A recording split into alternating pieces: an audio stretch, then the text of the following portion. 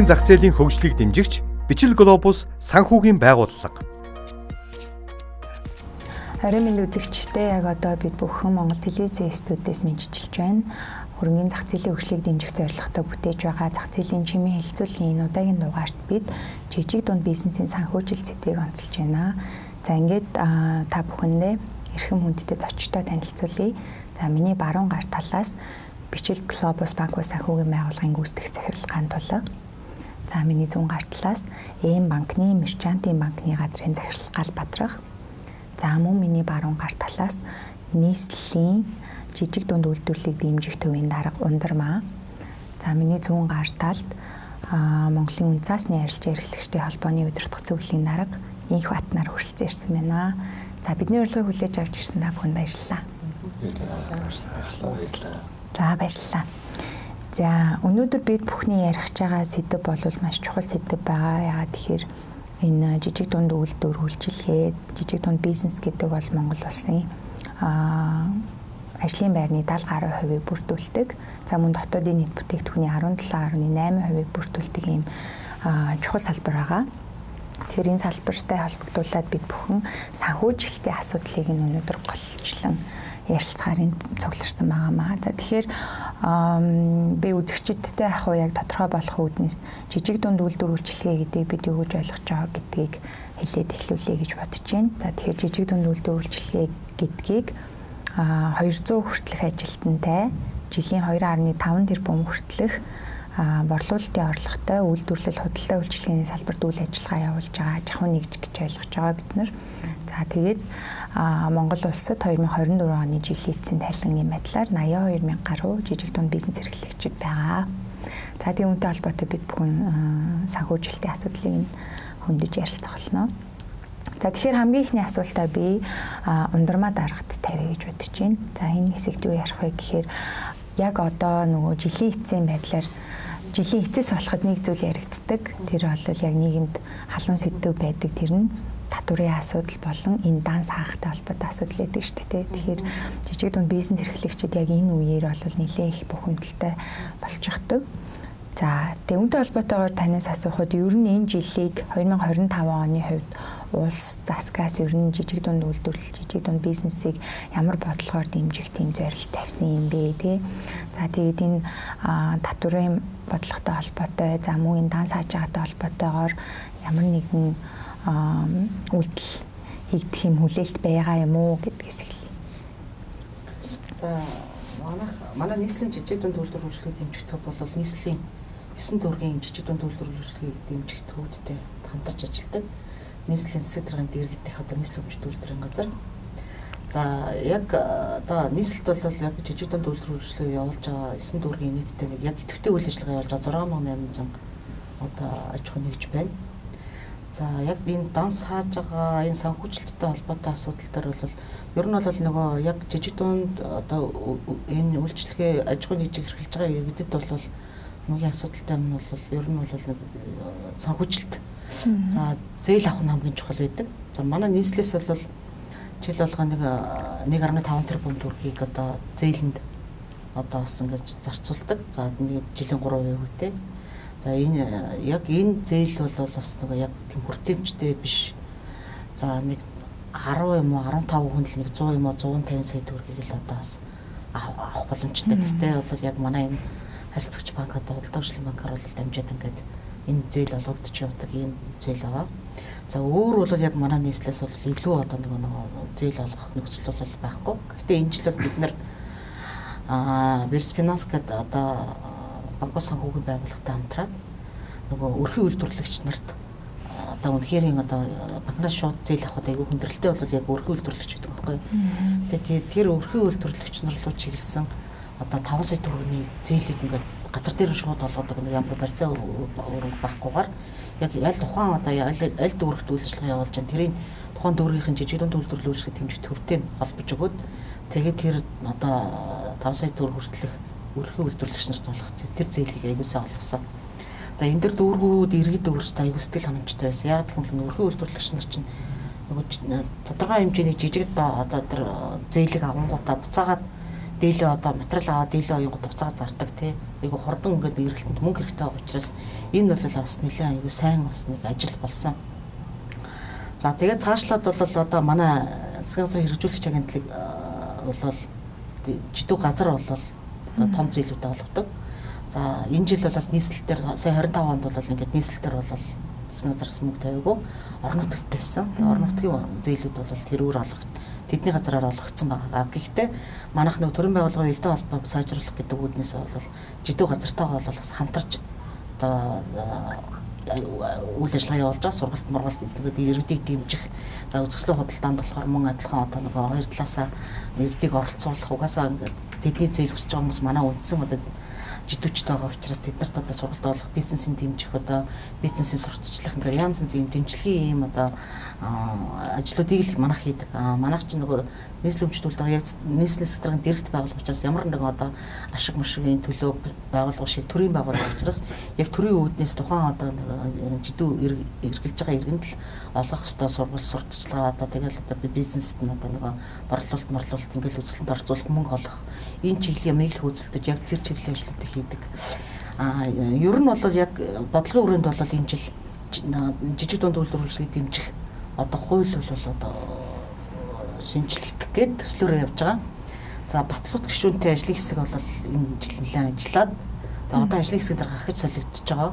За энэ төсөл ахаад өөрчлөгдөд бүр энэ хуулийг бүр бүтнээр нь шинжлэхээр одоо энэ хуулийн хилцүүлэг яваад хэлцээ явж байгаа.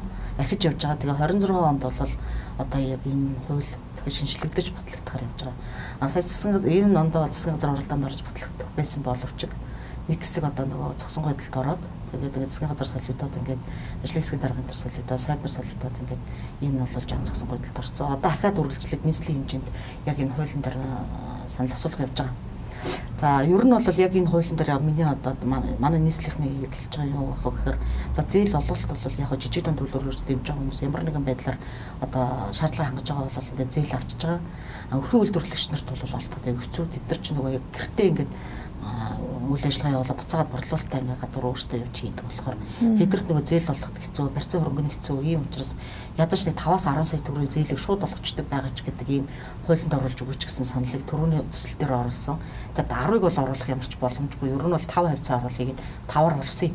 Тэгээд тийм учраас би тэрийг ерөнхийд нэг туршиж үзээд яг энэ банк ус санхүүгийн байгууллагатай хамтраад энэ ажлыг зохион байгуулж үзсэн. Тэгээд нэлээд зэв хөртүүд явсан. Гэхдээ одоо дараагийн хууль дээр яг яаж орох нь бол дахиад хилцүүлэг санал асуулга ингээд хууль бүтнээр өөрчлөгдөх болохоор юу гэдээ явах гэж бодож байна. За баярлалаа. Үргэлжлүүлээд би энэ банкны Галбаатар захирлаас асууя те. Сая бол яг нийслэлээр дамжаад гардаг зээл тусламж байдаг боловч хүртээмж багтай те. Жоон цөөн тооны хүмүүс дээр очтгоо гэдэг тухай ярьлаа. Яг Монголын нөхцөлд бол бизнес эрхлэгчдийн хамгийн санхүүжилтийн номер 1 одоо өөрсдөд нь одоо орж ирж байгаа зүйл зээл тусламж байгаа тийм. Ялангуяа банкны зээлийг номер 1-т ингээд хардаг. За тэгээд банкаар олгож зээлийн хувьд болохоор одоо сая хэлсэн чинь барьцаа хөрөнгөний асуудалч гарч ийн тэ олон зүйлүүд гарч ийн. Гэхдээ банк болон банк усуудын хувьд бол сүүлийн жилүүдэд маш их олон улсын санхүүжилтүүдийг жижиг дунд үйлдвэрлэл эрхлэгчдэд зориулж ингэж гаднаас татаж оруулж ирж байгаа тийм.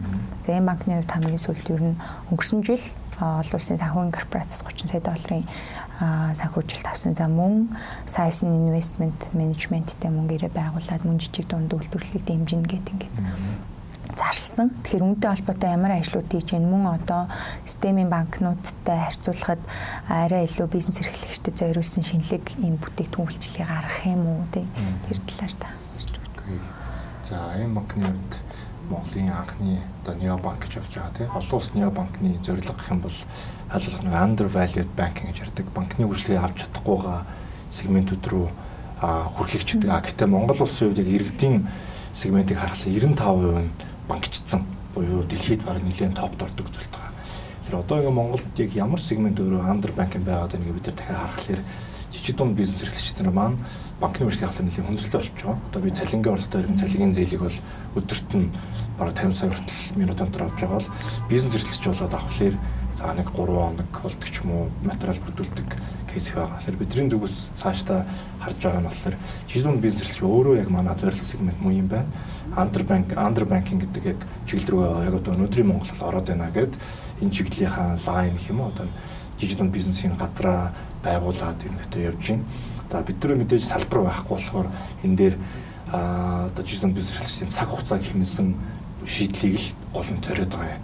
За яг одоо нэг жижиг бизнес эрхлэгч зээл авах гот хэрвээ уламжлалт байдлаар явах юм бол за бүрдүүлэх материалуудаа бүрдүүлээд салбар ороод за шийдрээ хүлээгээд олголт хийгдэн гэдэг нэг зарим тохиолдолд 7 хоногыг бид нэр за аппликейшнэр гэж бид нар өөртөө M бизнес аппликейшнтэй за тэргээр бол хүн 100 сая хүртэлх зээлийг ямар ч барьцаагүйгээр шууд авч болно. За тэр маань бас нэлээд цаг хугацаа хэмсэн хал шив тоо олон хүн бас авсан амжилттай бүтэтгэн болоо явж байгаа. За дотроо бол эргэлтийн өрнгийн зээл гэж байдаг. За дээрэс нь босын орлогоор салсан зээлж байдаг. За мөн хамгийн манаас нэг онцлог бүтээгдэхүүн байдаг л да нөгөө нэхэмжлэх төлөх зээл гэж байдаг. За MCS группийн бас хөрөнгө оруулалтыг бид нар одоо банк гэж бодгийн хүрээнд MCS групп өөрөө нэлээд том supplier байгаа л да. Coca-Cola байна, Anun гоо байна. За Tolster биш ч юм уу те. Тэдрээс дэлгүүр ч юм уу бараа аваад за тэгээд тэдэрлөө мөнгөө төлөх шаардлага үүсэх. Тэрийг нь болохоор банк өмнөөс нь хоёр талынх нь санхүүгийн асуудлыг шийдэж өгч байгаа гэсэн үг. Тэгэхээр нөгөө худалдан авч байгаа дэлгүүрийн эзний өмнөөс зээл нь гаргаад Coca-Cola ч юм өмнөөс нэг хэмжээний төлж өгдөг зээл бас байдаг. За яг энэ шийдлийг бид нар одоо supply chain гэж финансинг гэж олоосдаг те. Бус жижиг дунд бизнес эрхлэгч санал болгоо явдаг. Тэдгээрийн гол тулгамж байгаа асуудал за би нэг үйлдвэрлэлийгээд ч юм уу за асуудлын хэрэгцэн гурил гаргаад дэлгүүрт өгдөг 30 хоногийн дараа авлагаа зөвлөлдөх асуудал үүсдэг те. Тэрийг бид нар шууд нэн дайраа мөнгөний гаргаад шууд нөгөө үйлдвэрлэлд өгснөөрөө тэр хүн үйлдвэрлэгч маань цалингаа тавих түрээсээ төлөх за дараагийн түүх хийх материал хатан авах тэр санхүүжилтийн асуудал харьцангуй бага гэхээр бид нар авлагын өмнөөс нь баг багтуулж өгöd гэдэг ийм шийдлийг дижиталаар 100% дижиталаар яваад одоо л Coca-Cola Anun-гоо за бусад бас MCS групп бас гадна хайлттай хийгээд явж байгаа. За бид нар жишээлбэл авто салбар дээр автосинк компанитай за гэрээ зурцсан одоо хөгжүүлэлтийн шатанд холбоотой явж байгаа. За сүүлд бол бид нар бас нэг ажил задлаар бизнес эрхлэгч маань бичил болох тусмаа яг нөгөө албан ёсны төлбөрийн системэр ч юм уу за яг татврын тайлан ч юм уу яг бэлэнгээд гаргаад өгөхөд хүндрэлтэй асуудал гардаг л да. Тэн дээр нь бол дансанд бол мөнгө авчдаг. Дансны хуулгаараа одоо нотолж чаддаг те. Тэрийгээ шууд оруулаад 50 сая хүртэлх зээлийг шууд авдаг санхүүжилтийн бүтээтгүн сая 10 сарын нэвтэрсэн байгаа. Тэр бол бүр нэлийн одоо хурдтай хүрээ явж байгаа. Тэгэхээр би өөрөө л за магадгүй хаан банкар ч юм уу бодлого хөгжлийн банкар орлого авдаг бол тэр банкны хавуулгыг манай аппликейшн руу оруулаад за нэг хиймэл оюун ухаан цаана ажиллаад 2-3 минут дотор миний зээлийн шийдвэрийг гаргаад би шууд зээл тэр дор данс руу авч байгаа гэдэг ч юм уу. Бидний зүгээс бол айл болох цаашдаа цаг хугацаа хэмнэсэн эсвэл нөгөө бизнес эрхлэлийн борлуулалтыг тэмцсэн бүтээтгүүлчлэр нэлээд хүчтэй орхоор юм маань зорилгоо тавиад чиглэлээ гаргаад ажиллаад явж байгаамаа. За баярлалаа. Өргөжлүүлээд бичил глобусын ган тулга захирлаас асуухад яг одоо түрүүн өндөрмө дарга хэлж байгаагаар Т банк бусуудтай хамтын ажиллагаа эхлүүлээд ингээд юм жижиг 5 сая хүртэлх 5-аас 10 сая хүртэлх зээлүүдийг гаргаж үзээд амжилттай ингээд явж байгаа гэдээ ярьсан тий. За бичил глобус банк бус санхүүгийн байгууллагын муу адил ялгаагүй. За энэ нийслэлийн жижиг дунд үйлдвэрлэлийг дэмжих төвтэй хамтын ажиллагаа эхлүүлсэн мөн Сингапурын хөрөнгө оруулалтын сангаас те 10 сая долларын стратегийн санхүүжилтийн гэрээ байгуулсан ч гэдэг ч юм иймэрхүү зүйлсүүдийг бас чиглэл хийгээ явж байгаа те. Тэгэхээр энэ хамтын ажиллагааны талаар за бид бол жижиг дунд үйлдвэрлэлтэй бол 2025 оны 6 сарын 24-нд бол санамжуулалт байгуулсан. За тэрний хүрээнд 2 том арга хэмжээ бол зохион байгуулсан. Оролцсон тэрний нь болохоор нөгөө чанжин болдог нүүдэлчин фестивал оролцсон. Зараа нь олон улсын эмэгтэй бизнес эрхлэгчдийн фестивал тасангад оролцсон. За жижиг дунд эрхлэгчдийн уулзаад яваад үзэхээр хамгийн их боломжтой асуулт нь болохоор мэдээж санхүүжилтэн дээр барьцаа хөрөнгө асуудлыг юу хэрэгдэдэг. Тэгэхээр танаа дээр ийм боломжууд байдгүй гэдгийг бол хамгийн түрүүнд бидэнд санал тавьсан. Тэгээд тэрний хүрээнд Перспинанс бичил глобус хоёр хоёулаа хамтраад одоо саяны өндөрмө захирлыг хилдэг 5 сая төгрөгийн зээлийг бол олгоод ирсэн. За өнөөдрийн байдлаар бичил глобусын хувьд болохоор 1.8 тэрбумыг 400 гаруй одоо юунд жижиг дунд бизнес эрхлэгчд бол олгоцсон байна. За мэдээж ганцхан бүтээгдэхүүнээр ингэ хязгаарлахгүй цаашид хэрэгцээ шаардлага нь юу вэ? Тэрэнд нь тохирсон бүтээгдэхүүнийг бол гаргаад явна. За манай баг үсгийн зүгээс барьж байгаа нэг юм болохоор яг багны шалгуур хангахгүй, барьцааг өрөнгөхгүй байгаа хүмүүс бод зөндөө байгаа. Тэгээд тэд нь болоод нөгөө нэг зээл төлөхгүй гэсэн үг бол биш. Зөвхөн шалгуур анхахгүй хүмүүсээ тэрэн тохирсон бүтээгдэхүүн магадгүй гаргаад өгч дэмжиж өгөхөд зөвлөд явчих юм бол энэ бол амжилттай явах бүтээгдэхүүн маань ихний одоо энэ үйлдэлээр болон харуулсан байгаа.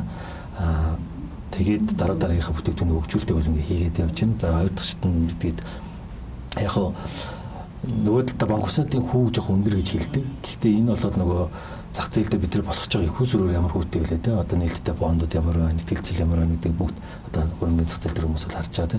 Тэгэхээр сүүлийн үед одоо энэ томоохон аж ахуйн нэгжүүд ч юм уу те докторцсон байгууллагууд бол нийгмийн хариуцлага хүрээнд гэдэг ажлууд хийгдэж байгаа те. Тэрнийх нь нөхцөлийг би магадгүй энэ нөгөө жижиг дунд үйлдвэрлэлөө хөгжүүлж байгаа бүтээгдэхүүнүүдийг бага хүүгээр те магадгүй багтнийгүүдэд зэрэгцүүц одоо тийм ойролцоо хүүгээр гаргаад тэрийг магадгүй зардал гэж харахгүйгээр ингээд санхүүжүүлэлт явах боломжууд бол байгаа.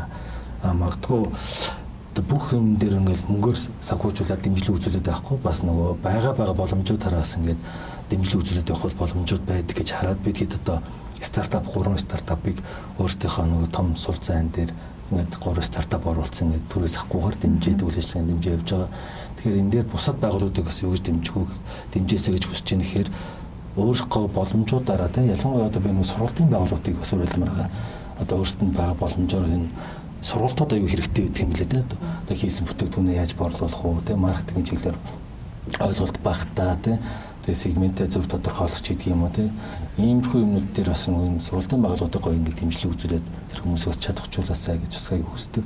Ингээд салбар болгон хамтраад ажиллах юм бол системээрээс аюу жижиг дунд үйлдвэрлэл хөгжөөд явах юм бол Монголд зөндөө боломжууд байгаа. Мэдээж ажлын байрасаа хэлж дээ тэр 70% болов 80-90% хүрэх боломжууд зөндөө байгаа гэж харж байна. Баярлалаа. За үргэлжлүүлээд би холбооны их бат дараагаас асуухад тий. Танаас яг жижиг дунд үйлдвэрлэл бизнестэй холбоотой хөрөнгөний зах зээл болон биржийн бус зах зээлийн боломжуудыг асуухаас урьдаад хөрөнгөний зах зээл дээр ажиллаж байгаа хүний хувьд бол энэ зах зээлийг байнгын ажиглаж байгаа тий. Тэр утгаар нь юг асууж байгаа вэ гэхээр одоо яг энэ Монголд энэ жижиг дунд бизнесийг эдийн засгийн хувьд зүгээр ямар ач холбогдолтой гэж хааш бид нар ингээд дэмжих гээд ингээд одоо яриа сууж байгаа юм бэ гэдэг дээр та нэг юм хэвчэгчтэй залхимтэл үлдээ. Дөрөв бас ярьж лээ л да. Одоо би сая энэний яриаг сонсолоо ингээд нэг дотор нэг юм ухсарчихгүй. Жижиг дунд бизнесд маань угаасаа борлуулалтын болгон багтай. Тэгээ сая хэллээ те. Нэг 2 орчим төвчмөний борлуулалтын болготой зорчим үнийг ажиллаулдаг. Тэгсэрнээр дотоодын бүтээгдэхүүн 20% хийждэг тийм. Ингээ маш том ингээ сегмент ингээ байгаа юм. Яг хөрөнгөний зах зээл гэх нэг юу жижиг дунд бизнес маань жоох хоол байгаад байдаг л да. Нэг үйл хэлээрээ тийм. Жоох хоол магадгүй жоохон энийг жоохон ойртуулсан тул магадгүй жишээл банк ч юм уу, бичил глобал санхүүгийн байгууллага ч юм уу. Энийг маань зөвхөн бичил зээлд олгох зорилттой бондыг хөрөнгөний зах зээл дээрээс босгоод тэр магадгүй их усэр нарыг хямдхан яг зах зээлийн менежментээс арай хямдхан эндээс төрөөс юу гэхээр тэнд нь магадгүй баталгаан даалт ч юм уу эсвэл Аз хөгжлийн банк, Европын зэрэг улсын банк ч юм уу тийм. Эдгээр банкудаас энэ ярьж үсэх тодорхой хэмжээний баталгаан батлалтыг хэмжээ гараад өгчих юм бол одоо энэ бичлэг глобал санхүүгийн байгууллага банкны маань их усрын зардал өртөг өндөр байна гэдэг шалтгаантай биш та одоо хайцсан баг усртоо олоод ирүүл явж байгаа байхгүй. Тэгээ бид нар ингээ 2023 оноос хойш ипотекийн зээл 6% байл ер нь бол зах зээлийн бас хүүгээр ингээл нүдлээ шүү дээ. Тэрний горын замслаа бас даваа талааш бас мэдэрлээ те. Хүн болгон байрт боллоо бас хөргөтэй боллоо. Янз бүрийн байгаад байхгүй. Яг энэ адилхан бид нар магадгүй за яг хөө зах зээлийн хүү бос биш юм аа гэхэд ер нь айгүй юм хөнгөлтэй дискаунттай бүтээгдэхүүн гаргаж ингэж энэ одоо энэ сууж байгаа бид дөрвөөс сууж хоорондоо ярьж байгаа шийдэж болох юм шиг зүгээр ингэ санагдлаа л да. Дөрөв бас би дөрвийн бас энэ нэвтрүүлэгт орхосон насны судалгаараа бичсэн. Дэлхийн банкны судалгаа хийсэн судалгаа жижиг дунд бизнес тулгарч байгаа хамгийн том проблем гэж 60-70% нөгөө санхүүжилттэй юм л да. Тэгээ хаа явсан газар мөнгөний асуудалтай хувьтай ч хувьсалтай ч бүх юм. Тэгэхээр энэ дээр нэгээд юу гэдэг заавал хөрөнгөний зах зээлээ бүтээлээ ингээд тийшээ ингээ хамгаалаад тахгүй тийм ерөөхдөө том концепцээр бид нар юу хийж болох яаж болох гэдэг талаас нь зүгээр ингээ брейнсторм хийгээд цааш ингээ хийх ажил байгаа юм байна гэсэн бодол төрлөө. Хоёр тэгж жишээл одоо би өндөр манараа хэлээ 1.5 тэрбум мөнгө би бол одоо сонсоогүй байхгүй байт юм биш үү тийм. Тэгэхээр яг мэдээч энэ хүмүүст баг хүрдэг байх. Одоо ингээл 10 том л авдаг юм биш үү? Өчнөө хүмүүс байгаа шүү дээ шатун. Тэгээ энэ цааш дэлгэрүүлэх дээр хувь биш л тэр хувь биш өөрийг хамтарч ажиллаж явах хэрэгтэй. Яагаад тэгэхээр энэ эдийн засгийн хямралч гэдэг юм уу томоохон зохиолтод энэ жижиг дунд үйлдвэрлэлч нь тэр мэддгийг цааш авч явна шүү дээ. Одоо бид уулуурхай хэсэг хамгаалалтаа олцсон уулуурхай хятад одоо найдаад бид нар ханиална гэдэг шиг юм бол өмсөд байгаа байхгүй. Тэгээд энэстэй илүү их тулгарсан. Энэс ч гэсэн одоо бас хууль ярьж байгаа байна. Тэр хууль дээр маш тодорхой заалтуудыг оруулж өгөөд гадны зээл тусламж айл болох ийшээ чиглүүлж өгөөд тийм ээ. Ингэж явах юм зүгээр. Гэхдээ бүр том зураг макро зургаар нь хамт бид нар нөгөө ойлгож идэв юм уу, ороонож идэв юм том төсөлд хөдлөгжиж энэ жидүүч бас амьлах байхгүй. Гол тодтолтой агч нар чинь тэднээс шүү дээ. Тэгэхээр ингээд бүх юм өөр хоорондоо ямар нэг үгээр холбоотой ганцхан жидүүгээд яриад авахгүй ерөөдөө том зургаараа бид нар зах зээлийн орчноо сайжруулах тийм макро эдийн засгийн бүх орчноо инфляцаа бууруулах, ажилтгуудлаа бууруулах, валютын ашигтай доктортой байлгахыг хүүгийн түвшний хайлуулах намдаар байхыг хичээ. Ингээд бүх том зургаар нь харуул хийх юм их байна гэж харлаа бас тэгтээ жижиг дунд үйлдвэрлэлүүд мундаг юм билээ. Энэ салбарыг бол яа харахгүй төрөөсч бай. Хөөмсөж ч маш их анхаард дэмжих хэрэгтэй салбараа л гэж бодож байна. За баярлалаа. Энэ дээр үргэлжлүүлээ яг драма дараагаас асуухад тий яг бодит байдал тэр нөхцөл байдал одоо жишээ нь инфат дараалж штэ тий.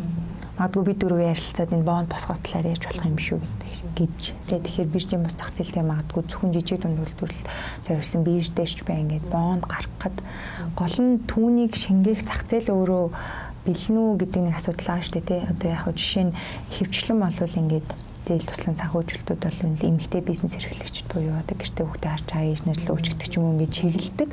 Гэхдээ бодит байдал дээр яг энэ бизнес эрхлэгчдийн санхүүжилтэд бэлэн байдаг юм уу одоо тий яг ингээ шингээгээд эргээд эрсдэлгүйгээр тэрийгээ төлөөд явах ч юм уу тий яг ямар асуудал амин нэгт байдаг юм болоо. Ер нь жижиг дунд бизнес эрхлэгч нар дээр бол ер нь санхүүжилтийн асуудал одоо энэ одоо сайн ярьж байгаа банк санхүүгийн асуудал одоо үнэхээр асуудалтай. Хоёрдугаарт нь ажлын байр асуудалтай байдаг. Ажлын байр бол үнэхээр одоо түрээсээ төлж дийлэхгүй. За тэрнээс болоод одоо ингээд бас асуудалд ордог. Тэгээ санхүүгийн асуудал одоо өндрөө одоо бүр бүх юм хураагаад одоо ингэж байгаа аж ахуйн нэгжүүд одоо бас байна. Тэгэхээр яг өгөхөр ер нь бол сая инкваторга илдэг сүнэлтэй. Яг энэ одоо яг энэ гурван байгууллага хамтраад боон тусгаад за манайхыг бол одоо яг би 9 дүүргээ одоо нэг яг найдвартай нөгөө зээлдэгч нарыг ингээд 9 дүүргээс нь гаргаад зээлэн боловсруулж болж байгаа. Төрийн зүгээс бол яг нөгөө одоо хамтарч ажиллаж байгаа гэсэн үг. Энэ хэд бол тухайн нөхдүүдэд бол одоо мэдээж найдвартайг бид нар ерөнхийд нь бол жагсаалт юугаа гаргаж хүмүүсээ танилцуулна шүү дээ. Тэгэхээр энэ буцаагаад одоо нөгөө найдвартай төлнө гэсэн үг. Яг бол тухайн дүүргийн жидүү одоо тэр хүнийг одоо батлан тааж гэсэн үг болж байгаа учраас эргэн төлөлт нь хурдан явж байгаа. Эднэртэй манайх одоо хамтарч ажиллаад байгаа гол юм дээр байхгүй. Айгу хурдан явж байгаа. Тийм нэг яг нөгөө дүүрэгтэй хамтраад ажиллаж байгаа. За манай энэ долгоороо энэ үнэхээр одоо ингэдэг шүү гэдэг. Эдгэр ч гэсэн нөгөө дүүргийн жидүүгийн дарга нартай нөгөө мэржэлтэнгүүд хамтарч ажиллаж байгаа болохоор эргэн төлөлт нь айгу хурдан яваад гэж байгаа байхгүй. Тэгээ эднэр ч нөгөө бас үлдээ өв групп гэдэг байгуулсан билээ. Тэгээ бидний тэр гантлах зөвлөл тий отгон бацгарлалтай би уулзчихсан. Яг та ярьсан байхгүй. За танахаас 5-аас одоо 10 сая төгрөгийн зээлийг бол яг ингээ манай өрхөө үйлдвэрлэгч нар гэдэг одоо авчулж байна. Аюу сайн явж байна. Одоо үнэхээр одоо 6 сараас хойш 1.8 тэрбумыг одоо тэр олон хүнд тараагаад ингээд амжилт нь эргэн төлөлтөнд явагдаад ингэж байгаа бол нэгдүгээр хуулийн дэм залд ороод сайн явах нэ гэж харж байгаа. За нөгөө талаараа яг хэр эдний дээр отон бацгарлал бол за энэ аюулгүй амжилттай явж байгаа учраас одоо нөгөө 200 ажилтнаас дээшээгийн ажилтнтай үнэхээр зээл авч чадахгүй бас жидүүчд байгаа тий. Яг энэ хүмүүст одоо 500 сая 300 сая ч юм уу энэ хэмжээний зээлийг одоо ингээ бас дүүргүүдтэй хамтраад олгох юм бол бас ингээд айгүй найдвартай байх ингээд магадлал өндөр байгаа учраас энийг одоо 2026 онд туршиж үзье гэдэг эднийхээс тэгж байгаа юм. Тэгэхээр би бас тгий гэж байгаа. Яа тэгвэл бид нар ингээд нөгөө төрийн зээлийг олгоход айгүй хэцүү хүндрэлтэй. Тэгээд одоо нөгөө банкныхаа нөгөө олон материал бүрдүүлэх төрний ярьдгаар ингээл яваал тэгэл зарим бүрдэж өгөхгүй тэгэл ингээл асуудал үүсэж байгаа байхгүй. Тийм болохоор үнэхээр нэг байгууллагатай үнэхээр ингээд гэх юм бол одоо эргэн төлөлт бүртээ явна. Тэгээд ингээд аль аль талын нөгөө хамтын ажиллагаа сайжрна дүүрэг. За энэ байгууллага одоо манай гурын бол гурвалсан одоо ийм хэлхий ажил бол ингээд айгүй сайн болчихж байгаа юм шиг ингэж ойлгогдоод байгаа. Тэгэхээр одоо яг ер нь бол би бас бодож байна. Тэгээд дараа нь та 3 ч гэсэн тэгэхээр энэ бондыг босгоод одоо таних бол аюу сайн байна би бас сонсч ирсэн л доо. Гэтэ би бол яг MCS-ийг ингээд бас эхлүүлсэн явж байгаа гэдэг ингэжсэн. Яг танах руу бас ингээд очиж уулзж явчихгүй. Тийм ингээд яваад байгаа юм. Тэгээд хамгийн гол юм бол одоо яг энэ сайн ингээд миний ярьж байгаа мөнгө санхүү дээрээс нь ажлын байр. Тэгээд одоо нөгөө бараа бүтээгдэхүүнийг борлуулах намж чухал бас. Энэ дээр бид нар сурвалжлагаа одоо тэгэл одоо нөгөө сегментийг зөв тодорхойлох дээрээс нөгөө яаж нөгөө маркетингаа хийх үү гэл ингээл нэг хичээлүүд бид нар GS-гээд олуулсан байгууллагад хамтарч илтээ. Тэднийхтэй ингээд дандаа сургалт явуулдаг. За манай заадын гадагшаа ганц нэг одоо нөгөө яалтч үзэсгэлэнд бол оролцоход бол манайх ч нөгөө төрийн байгууллагч учраас гадаад тэмдэглэлтийн мөнгө зарцуулалт энэ төр байдгүй байхгүй. Тэгэхээр одоо яалтч бол GS-аас бид нар ч одоо хамтарч ажиллаж ээж л нөгөө гадагшаа дотгошоо явж нөгөө хүмүүсийн юмыг таниулах ийм ажлуудыг хийх юм үзэсгэлэнд оролцох юм ажлуудыг хийж байгаа юм. Тэгээ яг хөр үзэсгэлэнд оролцоод энд үзэсгэлэн зохион байгуулах гадны үзэсгэлэнд явуулах. Үнэхээр манай жижигдүүнтэйг ач холбогдолтой байдیں۔ Би одоо энэ дотор хөгжлийн бэрхшээлтэй иргэдийн одоо жидүү. Манай хөгжлийн бэрхшээлтэй иргэд бол аягүй их энэ одоо манай амрын үзэсгэлэн бол хүн болгоно юм. Энийг бол би нодлон 1 сарын 8-нд ажил авсан. Тэгээд би цагаан сарын амрын үзэсгэлэн хийсэн. Хийхдээ бол хуучин болоод би зар тайл хийчихдэг гэсэн. Би одоо тусдаа ингээд брэнд бүк мөгтө болгоод оюуны хэмжээ газар бүртгүүлээд тэгээ ингээд жил болгон энэ брэнд бүкээр ингээд явуулдаг болно. Нодлон анхны брэнд бүкийг үүсгээд тэгээд амрын үг хийхэд маш өндөр одоо 54.8 тэрбум төгрөгийн орлого олсон байхгүй манай жидүүчд. Цагаан сарын одоо манай амрын үзэсгэлэн бол хамгийн том үзэсгэлэн болдог. Монголд болдог нийт үзэсгэлэнгүүдийн хамгийн том үзэсгэлэн бол амрын болдог байхгүй. За ингээд энэ амрын үзэсгэлэнд оролцох хүмүүс ер нь 1000 хүн оролцдог.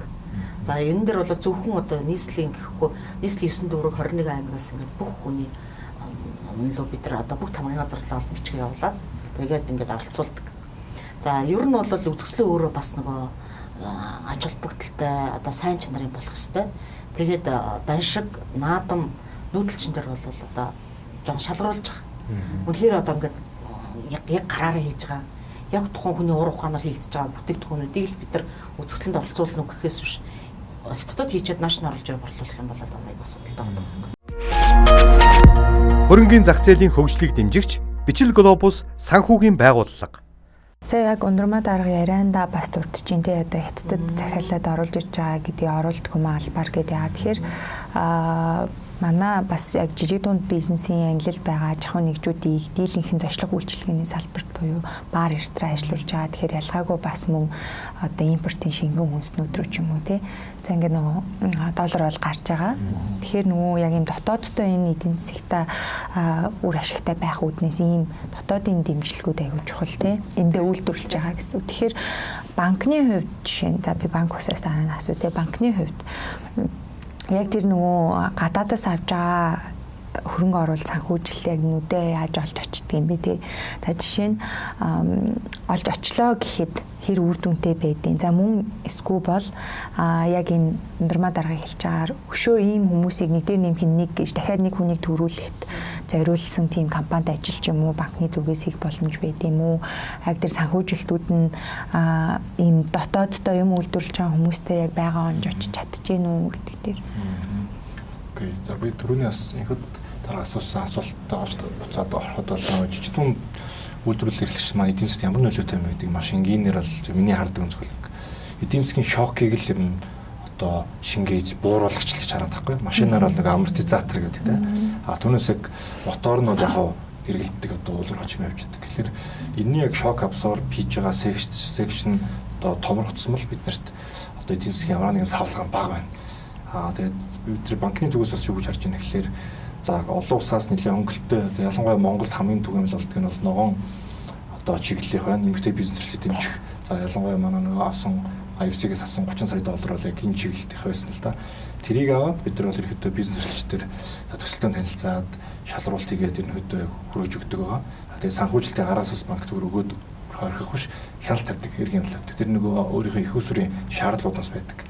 Тэгээ ахлаар бол банкны зүгээс гол барьж байгаа зарчим бол нэг цөөхөн компаниуд гэх нэг ялангуяа хөл дээр боцсон компани төгслөгөр хөлөө олохгүй явж байгаа компаниудыг л өхийг гол нь зориод байгаа юм. Тэгжээж яг тэд нар маань нэг бойчих гэдэг юм болоод байгаа гэсэн үг.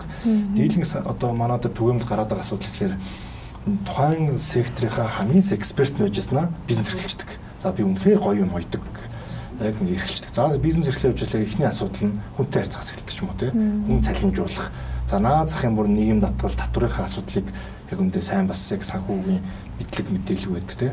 Тэн дээрээс бидний зүг цааш тарин зөвлөөд санхүүжилтээр олсон байгууллагуудын тэтгэр асуудлын зөвлөөд за тайлан гэж юм байна.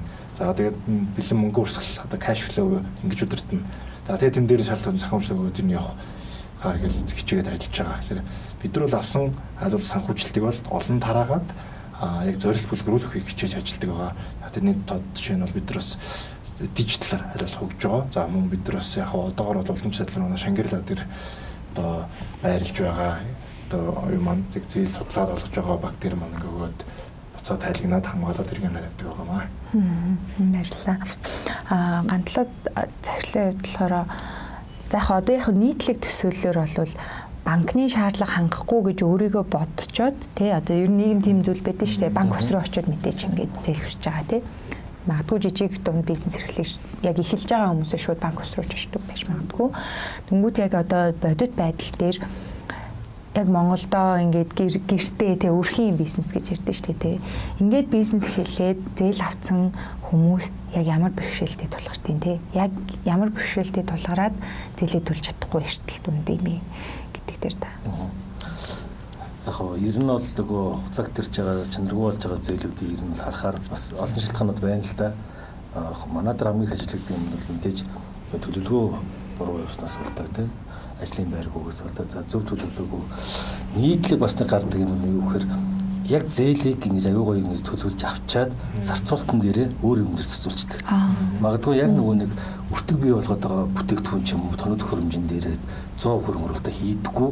Магадгүй сэтгэл хөдлөлөөр магадгүй нэг машин гоёрдог машинаас ажиллуулчихдаг ч юм уу. Эсвэл өгдөг зургалтын төлбөр төгсчдөг ч юм уу. Иймэрхүү нэг ахуй аюу хэм болон асуудлуудтай ирээдүйд бас зарим зээлгээ санхүүжилтийг тэгж зарцуулснаас болоод нөгөө төлөвлөжсэн одоо буцаж орж ирдэггүйгээсээ болоо зээл ирсэн магадлал айгүйх байдаг. Тэрэн дээр бас хүмүүсийг сая юм захирал хэллээ те. Нөгөө кэш флоуыг яаж гарах вэ? Мөнгөө яаж өдөртгүүлэх санхүүгийн мэдлэгийг бүх хүмүүсийг хэлж байгаа юм биш. Тэгтээ ихэнх нь бол нэг тиймэрхүү тал дээр алдаа бол гаргадаг. Тэн дээр аюул сайн зөвлөгөө өгмөр санагддаг. Сүүлийн үед бид эдээс нөгөө дандаа зээл олгохоос илүү зөвлөгөө өгдөг чиглэл рүү бас жоохон яваад байгаа. Хүмүүсээс тэгж сургаж байгаа. Тэгэхээр магадгүй их дүнгээр яг барьцаа хангалттай байгаа хүмүүс тулгаж авах гэдэг бас. Тэгэхээр нөгөө урилгын харьцаанд тооцож байгаад за энэ дээр та заавал ингэ 50-ыг авах гэдэг албаа та 30-ыг авчмаар юм шүү. Яг таны зарцуулах гэж байгаа юм чи юу гэдгийг аль тэр талаас нь зөвлөх гэжсэн хичээж байгаа. Эсвэл кросс селинг буюу нөгөө өөр бүтээгдэхүүнээр өөр дүнтэй зээл ч юм уу те санал болгох юм гэж байгаа ингээд чиглүүлээд хүмүүсээс бэлдээд яваад байгаа. Тэн дээр аюух бас дутагдал байдаг. За дараагийн нэг юм болохоор мэдээж намрын яригддаг юм гэрүүл салалт бас аюу нөлөө үзүүлдэг юм байл дээр гоё ингээл гэр бүлээр гоё бизнес эрхлэх гоё машин авъя тийм хөрөлт хийм гэж явж байснаа магадгүй өндөр ямар нэг бэрхшээлс болоод гэр бүл салахаар зээл өгөх шууд чанаргүй. Тэгээ барьцаа өрний маргаан энэ үүсдэг ч юм те. Тэгээ шүүхийн процессын өдөрхээр шууд зээлийг хайдаг юм руу асуудал байдаг. Энэ дээр нас гоё зөвлөд явуучвал өрхийн бизнес дээр бас өнөөдөр ажлын байргуугаас болоод бас өргөжиж бас чаддгүй гоё юм төсөөлчөд байдаг.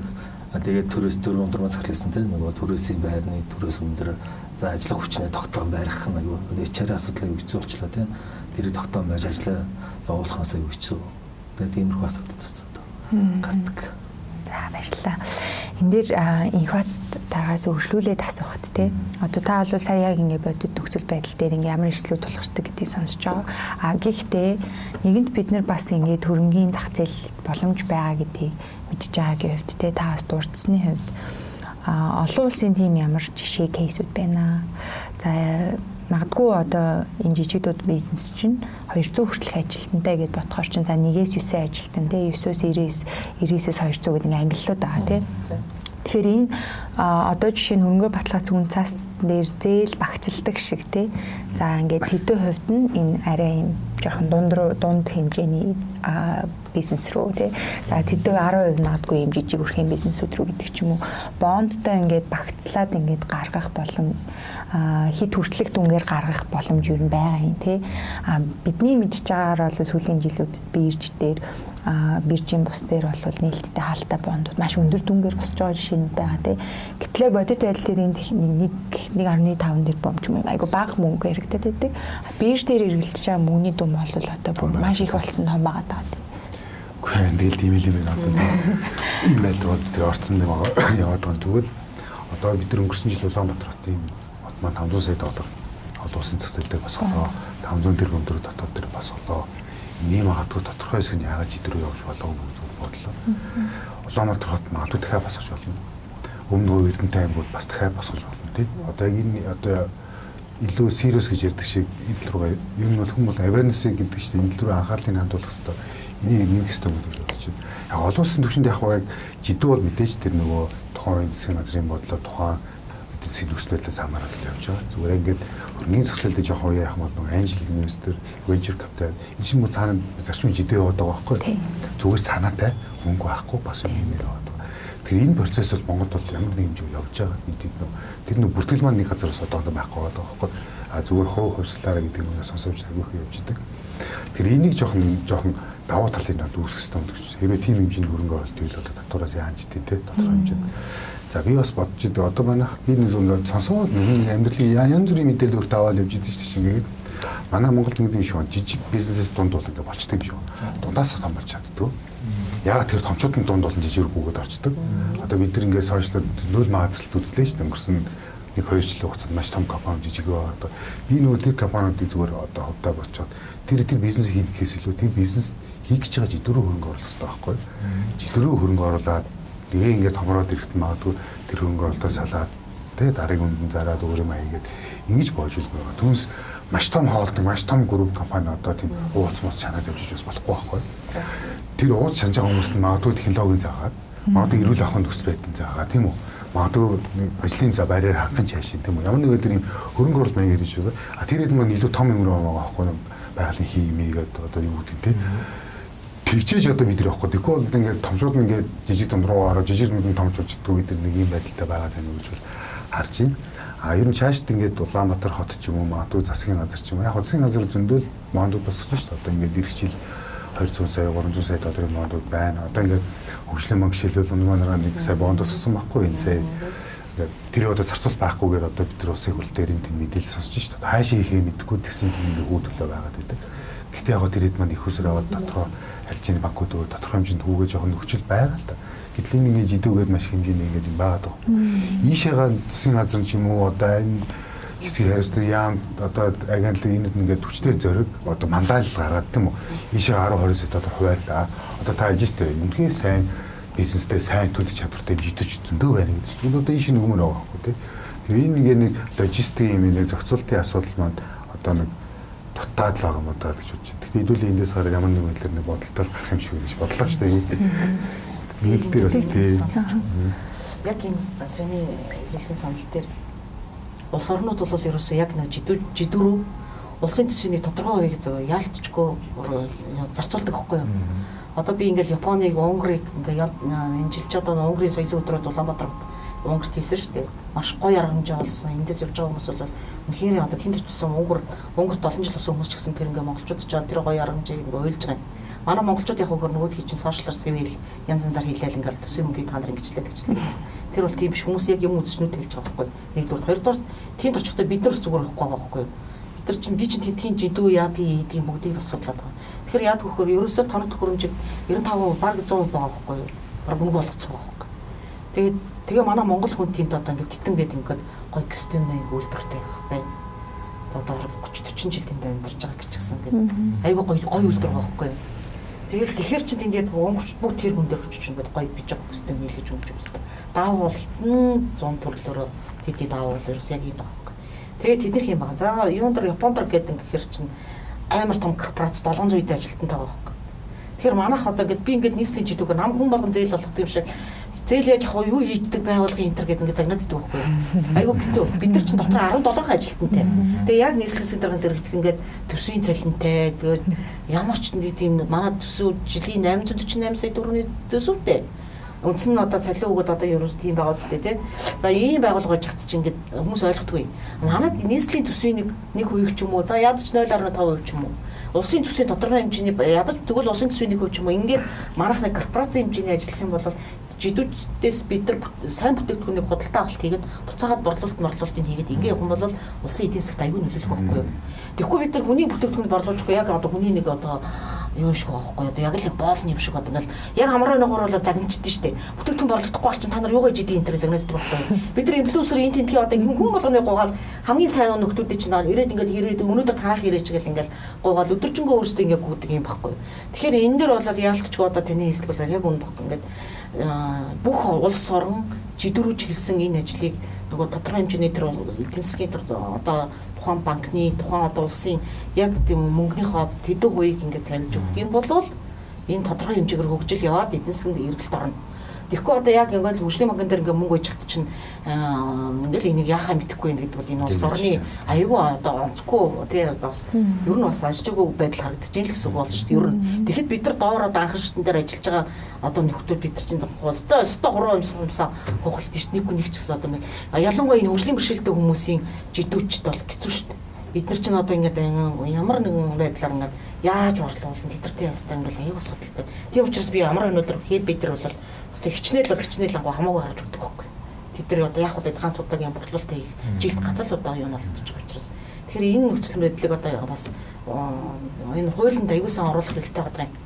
Тэгээ одоогийн энэ хуулийн дээр дахиад хууль бүтнээрээ өөрчлөлт нэгсэн түрүүнийх нь бол жижиг дунд үйлчлэгийг дэмжих тухай хууль гэж байсан бол одоо бичил бизнес эрхлэгчийг дэмжих гэж нэрийг өөрчлөлөд орж ирсэн юм. Одоо дахиад өөрчлөн гэж байгаа юм. Тэгэхээр энэний нэрийг ч гэсэн одоо тэгээд бичил хичгээр зөвхөн бүр жижигтэй ажиллаад байх юм уу? Бас хуулийн нэр өөрчлөж байгаа байхгүй. Жижиг дунд тэгэхээр чинь бүх хүрээний ингээд явж байснаа гів гэнтгээ дахиад хууль тэгж өөрчлөгдсөн. Одоо дахиад нэр дахиад өөрчлөн гэдэг юм. Тэгэхээр дахиад ямар болох вэ гэдэг ингээд асуудлаад манайх энийгээ жоохон Яма хийх ажлыг аюу тодорхой гадны орч нь ер нь амьдрах нь тодорхой, хийх ажил нь тодорхой, ингээд бүх юм ойлгомжтой учраас хүмүүс яг урсгалаараа ингээд тодорхой ингээд чиглэлээр явждаг. Манайд бүх юм ойлгомжгүй ингээд хуулиа хэрэгжүүлэхгүй ингээд ийм болохоор аюу судалтай байгаа юм чухал юм болчиход байгаа шүү дээ. За ингэж л дараа гахгүй онцгой гарч ирж шүү дээ. Зөвхөн санхүүжилтүүд төр зээл баган тавьж ирлээ. Энэ жил инвестмент за venture capital дээр одоо нэг жишээ гэх юм бол MCS Group, MCS Ventures гэдэг компани байдаг. Нөгөө гарааны бизнесийг бойж явах үед нь санхүүжилтийг шууд олгоод тодорхой хувь эзэмшээд яг тэрний зорилго нь бол хувь эзэмшээд удирдлагын арт авахтай бол огт биш шүү дээ. Ойлгох майнер шир эзэмшингүүтэй менежмент тал дээр нь зөвлөгөө өгдөг. За мэдээж тусад нь ороод өгдөг. За тодорч юм UBCAD, Shopee, за M-Music тий. За одоо Q-Mini ч юм уу нэлээд олон юм байгаад байгаа. Тэгээ олон чиглэлээр ингээ төрөлжүүлж дэмжиж орж ирээд бас нөгөөлийн давуу тал нь хоорондоо экосистем үүсгэх боломж үүсэж байгаа. Жишээл UBCAD нь яраныг өөр нэг үйлдвэрлэгчийн хүргэлтийн асуудал байгаа шүү дээ. Тэрийг шийдэх гэж бас болно гэдэг ч юм. Хоорондоо ингээд синерги үүсэх бүрэн боломжтой. За Q-Mini нь бол рестораны секторт бол одоо яраныгийн үйлдвэрлэгчийн бараа бүтээгдэхүүнийг харуулах, одоо илүү хүргэх тал дээр нь одоо B2C дээр нь дэмжих ч юм уу. Тэр ийм синерги үүсэх боломж байна. Энийг хэрэгжүүлээд ингээд явахад нэлээд амжилттай байгаад байгаа. Эм банкчдын дээр нь бол зарим тохиол санхүүжилт хоорондоо экосистем үүсгэж ажилладаг. Тэгэхээр энэ шиг манай групп компаниуд маань нэг дөрвийн хатар байсан шиг өрсөлдөж булаах биш санхүүгээр дэмжиж зөвхөн бас мөнгө өгөөд за чи одоо хизээ надад одоо дивиденд юугаа ашиг өгөх гэхээслүүгээр бас арай туршлагатай гэдэг утгаараа бойжуулж өгөөд ингээ явбалаа сайн. Тэгээ хооронд илүү холбож өгөх. Магадгүй миний бараа бүтээгдэхүүний хамгийн том бодлого өгч нь өөр тийм бас нэг өөр бизнес байх үгүйсэхгүй шүү дээ. B2B те. Тэрнээс хооронд холбож өгөөд үндийн санхүүжилт барьерыг харилцаж өгөх ийм боломж бол байна л да. Тэн дээр нас манай төрөөс тодорхой төвшний хооронд ийм синерги үүсгэж байгаа хэмжлэг үзүүлэх юм бол бид маш хурдтай салбарыг бойжуулна гэж хараад байна л да. Ялангуяа одоо тэр нийслэлт бол баг жижиг дунд үйлдвэрлэл бизнесүүдийн ихэнх дийлэн 80% нь баг төвлөрсөн байгаа шүү дээ тий. Тэгэхээр энэ нийслэлийн анх шатны байгууллагуудаа хамтарч ажиллах нь аюул чухал гэж бодож байна. Та бүхний хувьд тий. бичил глобусаас бас нэг зүйлийг тодруулахад ер нь бол бичил нэлээд олон нөгөө зах зээл дээр хөрөнгөөр баталгаа зүүн цаасууд гаргасан тий одоо чанартай зээлүүдийг багцлаад ингээд дараачийн зээлийн их усруудыг босгоод тавьж байгаа. Тэгэхээр одоо дараачийн төвшин магадгүй хамтарч ажиллаж байгаа гэх тий яг ингээд зээлээ төлөх чадвартай жижиг дүн бизнес эрхлэгчд магадгүй одоо тэр олгодод байгаа 150-аас нь дээш дүнтэй 200 сая нэгэнт амдчгүй хамтарчгүй болж яснаас тэрэн зориулсан хэбүүц ч юм уу те дахиад өрөнгөөр баталгаа зүүн цааснаас хөрөнгө босгоод тэр санхүүжилтээ энэ дөөрөө чиглэсэн зээл рүү гаргах ч юм уу тийм байж болох уу? Энэ бол боломжтой. Сая хорон дээр нөгөө зээлийн үйл ажиллагаа амшаа хотлоор зөв зохистой харьцааг гах журам дээр шинжилт гарч ирсэн. Энд дээр болохоор одоо бид эдийн чинь зохистой харьцаа бүгд толчаад байгаа. Бонд болон нийт хилцэл те. Тэгээ банкнаас бол зээлэх боломж болсон байна. Тэгэхээр ногоон бонд, нийгмийн бондыг гаргах юм бол бид энэ зохистой харьцаа гаргаад мэдээ бонд усах дүн маань бол төрөөж боломжтой. За дээрэс нь бол гүүгээс боломжууд бол байгаа. Хэрвээ тэрлүү одоо энэ 26 онд нь бол төлөвлөсөн байна. Нийгмийн бонд, ногоон бонд гаргаад ирэх юм бол мэдээж тодорхой хувь нь бол жидвэр чиглэсэн бидний хамт ажиллахын хүрээд хийж байгаа ажлуудаа хөрвүүлжүүлээд илүү сайн болгох боломжууд бол байгаа. Түрүүн өндөр мөцөглөсөн манай тузын дарга отхон мөцөглөлийн бас хэлсэн ярьсан ажлыг биднээс хийхээр бас бэлтгэл ажилдаа орцсон байгаа. Тэр нь болохоор тэр 500 сая төгрөг 400 сая төгрөгийн зээлүүд бол бас жидвэр тодорхой хэмжээнд анхны ярианд хэлсэнтэй энийг бол зардал гэж харахгүйгээр бас нийгмийн хариуцлагын хүрээнд хийж байгаа ажил гэж бодоод хийчихье гэдэг юм ажлуудыг бол хийж байгаа. Тэгэхээр хөвбүүд дээр бол нэлээд мэрэгссэн манай холбоо бас 5 дахь хөвбүүцээ бас төлөвлөж байна. Тэгэхээр энийг бол ингээд их усүрийн зардлыг бууруулаад хийх боломжууд бол магадгүй хууль орчны хүрээнд шийдэгдчих юм бол бид нар хийхэд бол бэлэн байгаа. Гэхдээ аль болох их усүрийн зардлыг бууруулах, яагаад бууруулах гэдэг бол өдөр болгон толгой ажиллаж байна. За түрүү нэг хийлдэ дээр ясна Сингапур хөрөнгө оруулалттай. Тэн дээр бол бид ихний транч авсан, хоёр дахь транч бол авахгүй ч байгаа. Мэдээж гадны хөрөнгө оруулалт бол мэдээж хүү бол бага учраас бид мэдээлэл тэмүүлж байгаа. Дараагийн бас сангууд руу сандсан дараагийн хөрөнгө оруулалтууд бас хүлээгдэж байгаа. Тэр маань хэрэг магадгүй хөрөнгө хугацаанд ороод ирэх юм бол бас чиглэлүүд хэрэг чиглүүлэх ажлууд бол хийгдэнэ. За баярлалаа. Энэ бол гарцаа нийцэн байгаа л гэж ойлгож байна. За баярлалаа. За бид бүхэн яг одоо 8 минут үлдсэн байна. Тэгэхээр энэ үлдсэн 8 минутанд юу хийж байгаа вэ гэхээр яг 2 минутанд нэг зочин маань багтаагаад тий. За хамгийн түрүүнд хийж болох нэг шийдэл санал болгооч гэж хүсэх байгаа. За тэр нь бол яг энэ жижиг дүн үйлдвэрлэлийн санхүүжилтийн боломжуудыг нэмэх хэрхэн байгаа онох те үр ашигтай байлгах тал дээр хамгийн түрүүнд хийж болох бодит ажил юу байх вэ гэд 2 минут. За тэгээ би цаг болсныг баярлалаа гэдэг үгээр илэрхийлье. Инх батараас эхэлжүүл болох уу? За тийм. За тийм. За ер нь ингэж жижиг дүн үйлдвэрлэлийг дэмжиж яах аргагүй төрийн орцоо байж чуулаа гэж харж байгаа. Хувийн хвшил одоо ийм банк хвшил глобал санхүүгийн байгууллаганд орсон одоо юу гэдэг бусад ийм хувийн хвшил компанид орцож болно. Тэр ямар нэг байдлаар хайр инэрлээ өвөл гэдэг шиг тийм ямар нэг байдлаар дэмжиж тэр бизнес явдаг байхгүй. Яагаад тэгэхээр энэ санхүүгийн бизнес цэвэр итгэлцсэн бизнес. Тэр ямар нэг байдлаар баталгаач юм уу, батлан даалт ч юм уу тийм ямар нэг байдлаар орж ирэхэд тэр бизнес ямар нэг байдлаар явдаг. Тэрээс манай маань бас энэ бас хэрэгдэс бодож яваа гэж үсгэсгээр байна. За татвар дээр бас жоох юм хэлмээр байгаа. Одоо бид нар баахан тан саалаа гэж ярьж штэ. Одоо ойрын хэдүүдэд. Би одоо яг энэ тансыг яг ямар татвар төлөх болох хаагаад байгаа мэдмээр байгаа. Нийгмийн даатгал юм уу, нөөд юм уу, аж ахуйн шалтгаан татвар юм уу. Яг энэ нэг жоох ялгааг гармаар байгаа. Тэгэхгүй бол одоо ингээд тэр би бол бас хүмүүс харж чи татвар төлөх ёстой. Чи бизнесээс нь төлөх ёстой. А гэхдээ бас нөгөө харж үнэхээр Монгол улсын бизнес эднээс хойш болох бол би жоохон хойшлуулж идэ чи хүлээж идэх юм хааж байгаа байхгүй. Тэр магадгүй татварын орчны ямар татвар сууж байгааг бид нөө хэрвээ энэ дээр би нөөтийн асуудал аяг байдаг болоо эсвэл нийгмийн татвар байдаг болоо гэж байна. Нөөт чинь мөнгөн сүртэй аккурат сүртэй шиг асуудал байгаа шүү дээ. Одоо сайн өнгөрсөн хавар бас гişүүдээс яриад гэж. Энэ аяг чухал байхгүй. Зүгээр ингээд тодорхой хэмжээний борлуулалтыг бүртгэсэн л тэндээс шууд кэш бай бэлэн нөөт төлгээд дараа сард ороод ирдэг. Тэр үн чинь тэрийг 2-3 сар руу магадгүй хөрмийн зах зээл рүү эргэлдүүлж яагаад магадгүй яг кэшуудаа тэр дасны нэг байга ороод ирэхэд төлж болох байхгүй. Гэтэл ингээд зүгээр бүртгэсэн бол аккурат сүрээр нь шууд ингээд аваад байгаа. Энэ аяг өндөрлөлтэй. Одоо энэ дөрвийн хамгийн том шийтгэл арилжааны банкуд нь шүү дээ. Ажилтайхан цалин тавихтай эзэс кэш сүрээр явдаг байхгүй. Зүгээр аккурат сүрээр явал бичил тэгэл цалин болдог. Бусад бүх аж ахуйн нэгжүүд аль нэг таснасаа дебит хөлгээ хийж кэш гарч өгдөг байхгүй. Энэ хоёрын донд маш том ялгаа байдаг. Тэгэхээр санаа нь юу ширхээ тэр одоо юу гэдэг жижиг дунд үйлдвэрлэлд эрхлэгчдад магадгүй бид нөөдгийн жилт юм аль нэг юмны хөнгөлөлт үүсвэл бас ирээдүйд үрдтэй болоод гэж бодож байна. За баярлалаа. За галзатраа захирлаа. За миний хувьд бол эхлээ хэлж байна. Одоо бид нар хууль жижиг дунд бизнес дэмжих тухай хуулийн дээр бол яг заасан байгаа. 3 ангилсан байгаа шүү дээ. За бичил, жижиг дунд. Энэ гурвын хоорондын ялгааг нь гаргасан бодлого бас илүү хэрэгтэй болов. Яг хэдийгээр ангилсан ч гэсэн бичил дээр нэг ямар одоо дөрвөөс чинь нөө татвар нийгэм даатгал энэ дээр ямар байх юм. За тэрний дараагийн шатрал бол ямар байх юм гэдэг дээр илүү одоо бодлого талаасаа дэмжлэг үзүүлсэн ялгарлыг бий болгож ижил бичлээсээ дахиад жижиг үлдэж жижигээс дунд болдог шатрал руу явах болов. Тэгээд энэ дээр бол төрийн оролцоо нэлээд чухал байх. Дээрээс нь нэгдсэн дата мэдээлэл бас нэлээд чухал байх. Одоо бид нар банкуд ч юм уу нөгөө баах юм асуугаад байгаа чинь бас зүгээр тийм саасгуулах тусадаас биш.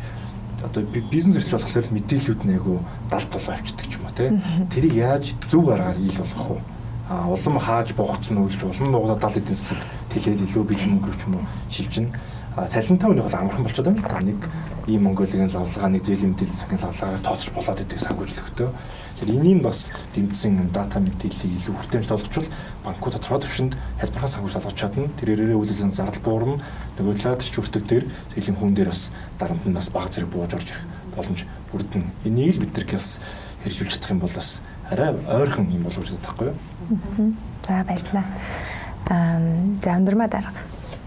За манай дүүргүүд бол ингээд нөгөө бас тусдаа ингээд янз янзын байдлаар л байгууллагуудад хамтарч ажиллаад ингээд хвчлэн хаан банктай хамтарч ажиллаад нөгөө ногоон зээлмэл янз янзын жидүүгийн зээлүүд жидүүдээр бас хаан банк ч нэлээд бас зээл гаргаад ингээд байгаа юм лээ.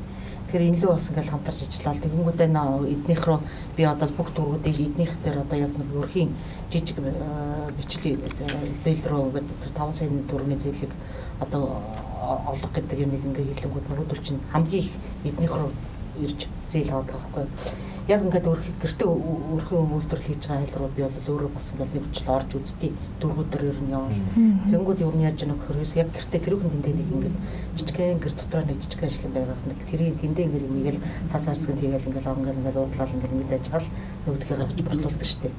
Тэгэхээр энэ дээр бол ер нь бол ялтчгүй саяны нөгөө хэлж байгаагаар яг хуулийн дээр бол бас нэлээд бас ингээд зээл болгол ингээд ингэж болгоно. Одоо шууд тэд төрний зээл болгоно гэдэг ч юм уу ингээд энэ дээр хууль өөрөө ойлгомжтой болцтой. За хоёрдугаарт энэ хуулийг бас дагаад энэ манай Монголын одоо төрийн бодлого бол өөрөө жижиг дунд руу чиглэсэн юм. Одоо бүх улс орны хэмжээнд дэлхийд даяар жижиг дундыг өвөг дэмждэг болсон. Яг энэ үедээ яваад байгаа байхгүй. Манай улс бол энэ 30-40 жилээр хоцорч яваад лээ. Тэгэхээр одоо яг энэ одоо бол сүүлийн хэдэн жил бол аюу сайн бас ингээд дэмжиж хүн болгон жижиг дунд яриад ингээд хиллэг маань арай өөр болоод ингээд баш хууч бол жидүүг бол шууд зээл авсан хүн болгоны жидүүч ингээд нэрэлдэг ус. Одоо бол арай өөр төвшөнд ойлголт нэг өөр мөр болоод тэгээ бүх хүн болгон ингээд бас аятайхан ингээд борлуулалт хийдэг юм хийх сонирхолтой болоод ингээд энэ цаад энэ би юм эрхлэмээр ингэмээр ингээд хүмүүс аягүй ингээд төвшин бас арай өөр болоод байна гэж би бас өөрөө хараад байгаа. За баярлалаа. За миний хувьд болохоор яг эхлээд стартапуудыг бол нөгөө яг эхлэх гэж байгаа үедээ хиний асуудлыг яаж шийдэх вэ гэдгийг тодорхойлчих юм бол аюу өвтөх явчих санагддаг. Тэгэхгүй тэнд нэг худалдааны төв нэгдэж байгаа юм бол энийгээ дагаал ингээл шуурчдаг тэрмүүд очоод ингээд борлуулалт байхгүй болчдөг те зэрэгцээ суучаад нэгэндээ одоо гайвал нэг шиг те нөгөө төгөр одоо бас экосистем байгаа те түрүүний хөцгөлөөс хийсэн те энийгээ дэмждэг. Бусад одоо гадны том орнуудад бол бас харж байхад том одоо аж ахуйн нэгжүүд компаниудыг нөгөө жижигхэн нөгөө жидүүнэр нь нөгөө саппорт хийж ирнэ гэдэг илүү явдаг тийм. Тэр систем Монголоос сэвтэйхэн буугаад одоо яг ер нь бол огт хэрэгждэггүй бол биш хэрэгждэг. Тэгтээ ойлгохоо дээр бол зөндөө ингээл жижиг дунд үйлдвэрлэлд дэмждэг. Худалдаа авалтын зээлүүдийг дотоодоос ойлгох ингээд авахгүй юм байдаг. Энийг илүү бүр гоё ингээд системтэй болгоод хуулиар нь зохицуулаад магадгүй тендерүүдийг жидүүрөө чиглүүлээ тийм. Энэ төрлийн тендер худалдаа авалтын дотоодын тендерүүдийг жидүүрний дунд зарлаач гэдэг юм бодлохоор хангаад ингээд явчих юм бол илүү боломжтой хөгжих боломж илүү харагдаж байгаа. Орон нутг руу бас энэ аягүй сайн бас тэлэх ёстой. Тэмдгээр тэм ажлын байр бий олон те хот руу шилжиж төлөвлөгөө багсан ч гэдэг юм те. Тийм олон давуу талууд бол үүснэ. Дараагийн дотооддоо миний хувийн төвд бодож явдаг нь хүнсний үйлдвэрлэлийг жидүүнэрийг илүү сайн бас эрүүл гой хүнсээр хангадаг энэ өөрчлөлтөнд илүү сайн болох юмсан гэж дотооддоо боддог. Яг нь худалдаа тавилгач гэдэг нь болохоор хятадын зах зээлтэй өрсөлдөд аяг бас хэцүү те. Одоо Монголд хийгдэж байгаа юм болохоор галтгооны тавилга бүтээл аягуулсаа явдаг те. Сая зээлийг харахад бол жижигдүүний зээл бол тэнд хоёр цагийг хологдсон байна шүү дээ те. Бусд нь болохоор хятадын бараар дүрсэлдэж чадахгүй болоход энэ бас ялагдаад байгаа учраас илүү бас хүн сэтгэл рүүгээ явуул илүү зүгээр. За баярлалаа. За ингэ нэвтрүүлгийн маань цаг өндөрлөлөө. Ингээд өнөөдөр бид бүхэнд энэ сэдвийн талаар ярилцгаад цаг зав зарцуулаад ирсэн зочдод маш их баярлалаа. Бид нэг богино хугацаанд маш үр дүнтэй яриа өрнүүлж чадлаа гэж харж байна те.